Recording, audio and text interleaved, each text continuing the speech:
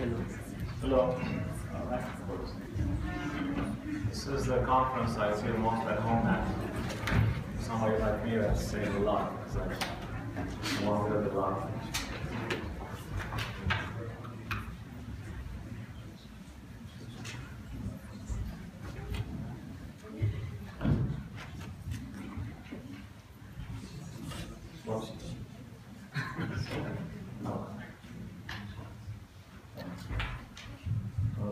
I have to apologize in advance for preparing such a down-to-earth talk. It's very atypical of me. Usually I theorize to no end, but there's a reason this title is not vertically centered.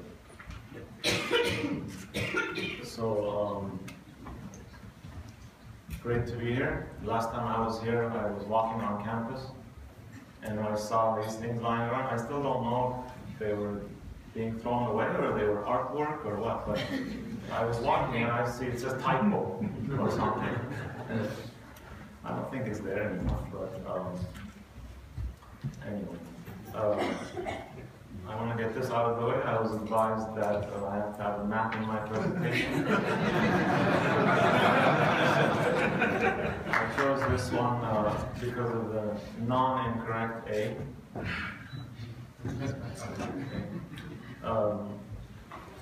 This is a series of slides that I wasn't going to spend much time on, but based on the other talks, I think I want to prioritize this a little bit. This is this skirts the main topic of my talk, because this is where I actually contributed too much in the context of my talk. This is F.F. Ernestine by Nina Schlesinger, and she was designing this and she was posting samples on typofile, and it appealed to me and I wanted to make an Armenian. She had actually thought of making an Armenian herself, but not that I convinced her, but she said, okay, you do it because I'm not confident enough. So we worked over, I think it was 2 years, about 3,000 emails, and I made this. And the interesting thing here is the interplay. This is the italic, and it's sort of an unusual italic. And in terms of harmonization, which I'm going to talk about, this is my idea of harmonization. And I'll try to get into details. These two can be intermixed. Titus mentioned parallel versus hierarchic. I call it hierarchic. And these two can be, these are intermixed as a parenthesis. This can be intermixed with this. But the interesting thing really is the conversation. This is the non-animated version. If you would, please imagine starting on the left and alternating inward. So this, and then this, and then this. This is actually the chronology of these glyphs. So Nina made this italic cube. And I made the za, the Armenian letters, the z sound, partly based on that. And then she made this italic G, which is you know, the Koch G, which is, and this is the Bangkok G because it's missing an ear. Anyway, so and then when I was going to make this letter, this corner is very important. Some people don't put it in, but it has to be somewhere. It has to be here or there or somewhere. But I put the corner there, and then she made. I'm sorry, I made this first, and then she made this. Sorry. And then I said, hey, that can work for one of the, as an alternate for one of the Armenian letters, so, which is sort of like a monocameral G. So I made this, and then she made an alternate for the Roman. So this is great. I mean, I love seeing this stuff. And it's not any kind of blasphemy against multi-script typography. This is, to me, this is how harmony happens. And as long as the knowledge to do it right is there, all you can do, especially if you go too far and you put it in the alternates, this is serving the user very nicely. Another thing that I convinced her of is that, and I try to do this to everybody for like 15 years now, is that Armenian has to have a smaller X height. I tried to convince some people, you'll see I haven't been able to convince, but, and the proportions, the vertical proportions are different. Some people can't handle this, they want things to line up. But it makes Armenian worse. So this is, mostly I'm showing this in the context of what I'm going to show a little bit later. But the extenders are longer, size smaller. Looking at this, you might think that Armenian will end up sitting low. Visibly, if you intermix Armenian, it will look lower. But what actually happens is the ascenders are strong and frequent, so they pull it up. So sometimes, even in English, you'll find a word that sits low, sits high. That tolerance is not. There's a tolerance there, and Armenian fall. I tried to make it fall within that. More to the point of this, let me show you something here. Laser pointer. This is the second most frequent Armenian letter, and it has a very strong ascendant. And there's a ball on it. In Ernestine is very ballsy. So there's a ball on it, and this is the single most difficult decision I made, to put a ball on the new or not. And when I was trying to decide, it's very hard to overcome an urge, all graphic visual designers feel this, to overcome an urge to make it look nice of its own. And that's something one has to overcome when designing multi-script systems. So the way I decided to put a ball or not, because it was making a very big difference on the texture, is to try to translate the intention of the Latin, not translate the forms. Translate what the Latin is trying to do. And Latin and Armenian have different use, different culture. People who read Armenian have a different visual language. Are completely different because they also see English. Also, some forms I believe, go beyond cultural conditioning. Circle, upside down triangle, these things mean things to almost everybody without having to be taught. Not firmly, but it's there. So when I'm trying to decide to put the ball on the low or not, I have to see what the ball was doing here. And if putting it here was tilting it too far or too far, it's not an objective decision. But this reflects nicely on what Titus mentioned there. It's very hard to make the harmony. But I just wanted to share, this is the kind of thing I do when I try to create harmony.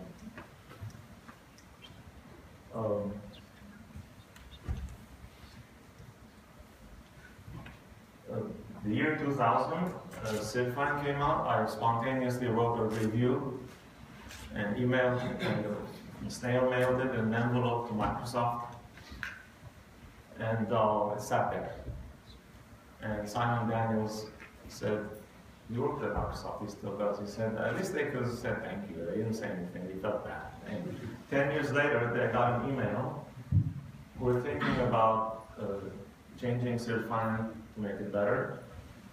Even though it was pretty good to start with, especially considering it was like not experimental, but it was kind of like no time to like no italics, no bold. It was not half-baked, but it was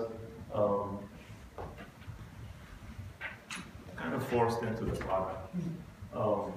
So they found the document from back then. They said, "Do you want to review it?" I said yes. And this is one of the suggestions I made. One thing is that because Armenian has a lot of verticals, when you put serifs, you get all serifs. It's like serifs with letters attached to them. And one solution was to make the serifs smaller. Another solution was to do semi-serifs. And the last one, this is the way I usually make my fonts, is to do semi-serifs and slant it. The slanting in Armenian is kind of traditional. You don't have to have it, but it makes it more Armenian. Also, it balances the letter form. With half serifs, it almost falls backwards. I remember when Ebert Blemsma was making FF Avance, he told me at the Boston conference today, how he struggled for months. He didn't know how to make the letters not fall backwards because of the semi-serifs. He ended up putting very gentle flares on the other side, which is very ingenious. Along the same project, I was asked to consult on the Armenian versions in Tahoma and Sigo for print. These are some of the notes. I showed some sample glyphs for reference, but I'm going to try to show in this talk how it's good to be a little bit hands-on. And they also sent me a lot of screenshots that I had to edit, and non-disclosure agreement, sorry, screen is blank. Shortly after that, I was very fortunate to receive an email from Veronica Buryan of Type Together. She wrote a couple of lines saying, what do you think of Typotech's Federal Armenian? And this was part of my reply. This is, by the way, how I write my emails. All these line breaks are manual. It's kind of almost a sickness, but so is type design, so it's a perfect match. So there's a part here about the X-Type that I mentioned, but this is the main thing I want to show. She was, like Nina was, she was debating whether she should do it herself. She wanted to do it herself. In fact, Armenian has this interesting thing that it's foreign, but not too foreign. It's not a very large character set. It's left to right bicameral. So it feels familiar. It feels like something you can do, something you can finish. But it's not boring, because there's all these interesting shapes, a lot of extenders. So people want to do it themselves. Sometimes they're just not sure. But I encouraged her. I would have made more by saying, no, give me the job. But I encouraged her to try. And I kind of instinctively felt that she could do it. And she did a very good job. This is the first round. I don't know why the resolution is not so good, but September 13, 2012. This is the way I annotate. I make comments on specimens. So make these notes. I make sure I give encouragement. Very nice. Very nice, and they are very nice. And usually, in this one at least, this one was needed work. They all have little details. What's interesting about doing this is that, versus redrawing it, saying, I redrew it for you, this is how it should be. What's interesting about doing this is the gray area, the ambiguity in communication enables discovery, enables things. Just like I said here, you might find things, and I actually did. This curve, I would never have done this. But it's very nice.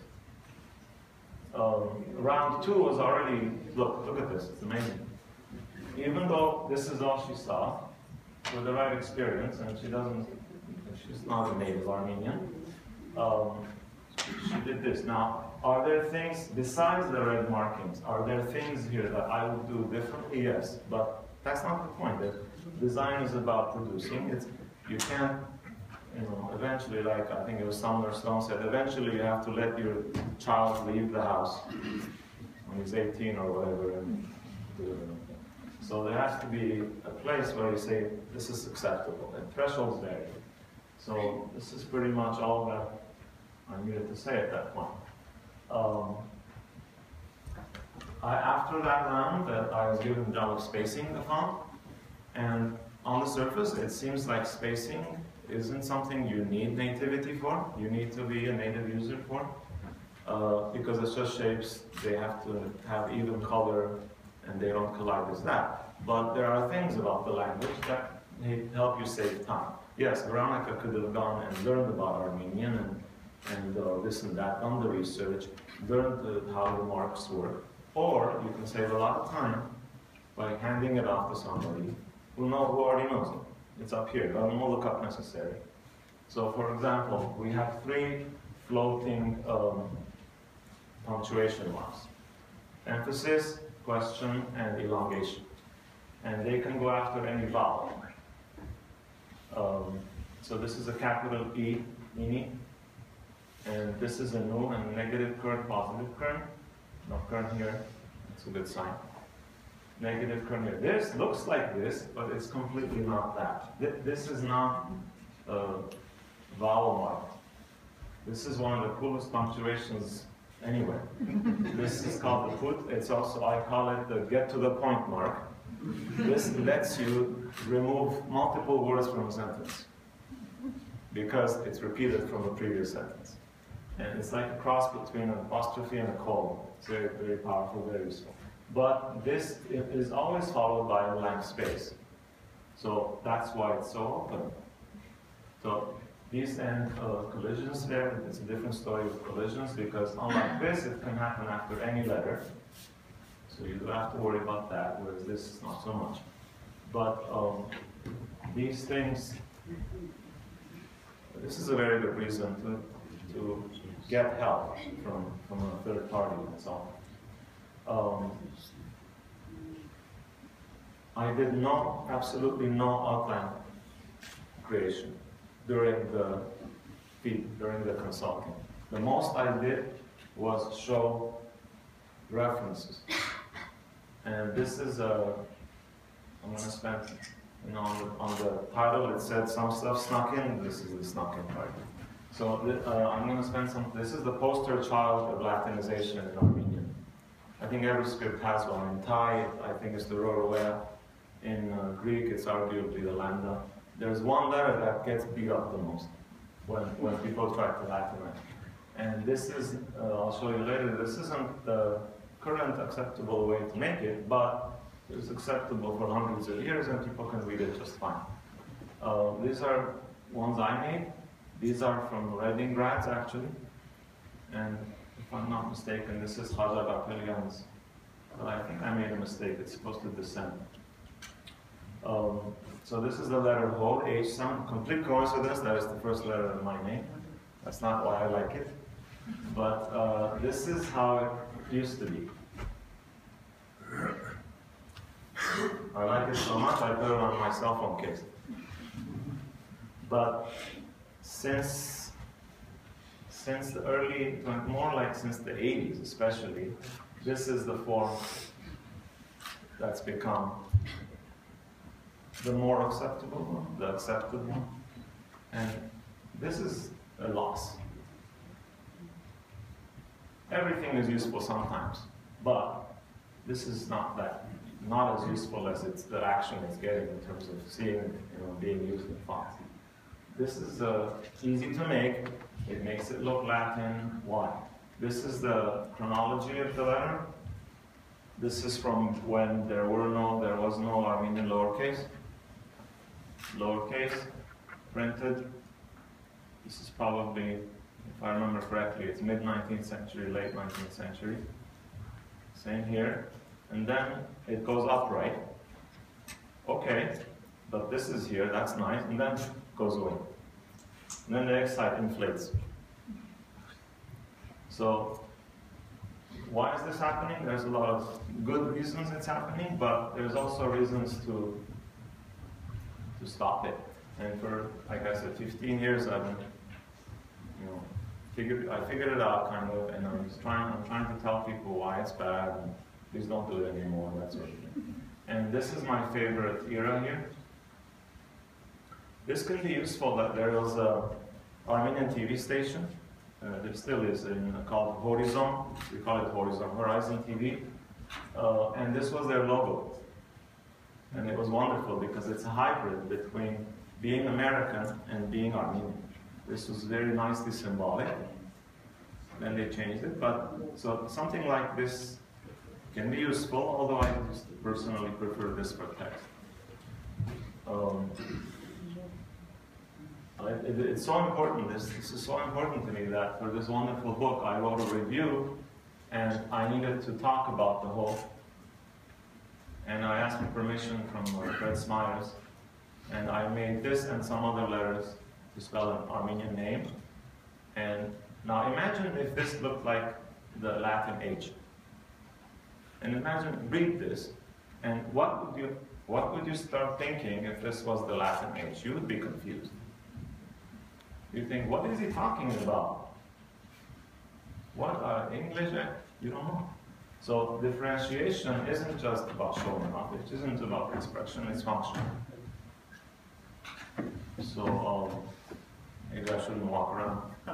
But, so that's important. Now, big prestige project. Adobe Minion 3 is going to have Armenian in it. And I'm showing this letter to see, so you could see the vertical proportions.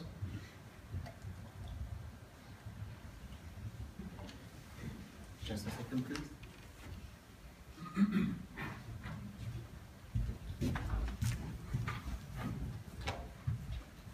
Give some background. David Lemon approached me, Robert Slimbach was doing, and he had help previously, but at one point he decided to just do it himself. So he did the Armenian all from scratch. He has mountains of talent and experience, nothing to worry about. But in spite of that, he had the sobriety to ask for help.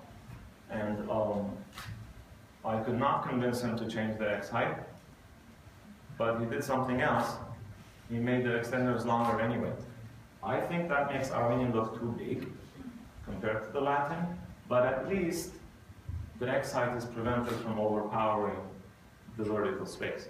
Because in Armenian, it's all this shape, and we have the opposite problem. Latin doesn't have enough extenders. Armenian has this arch thing. For example, this letter, the first letter, A, 2 arches, is 20% of text. So it's all arches, everything else is arches too. So that's the X height, you don't want it overpowered. So X height stayed, it's okay, I can live with it. Compared to something like the Armenian for Ernestine, I would have refused. If Nina said, no, we have to match the vertical proportions, I would have said goodbye. Now, this is a different situation. This is a pre-existing Latin. I have to trust the process. I have to trust the original designer. And I have to be a little bit soft and hands-on. So I couldn't convince him. I couldn't convince him. I played ball anyway. This was interesting, though, the fact that we went poly. This is my favorite letter again. This was a big success. This is the original form. It's not the Latin age. Compliments to Robert for that. It's not. It has a semi-serif structure over here. This is the Latin. This is the original Armenian.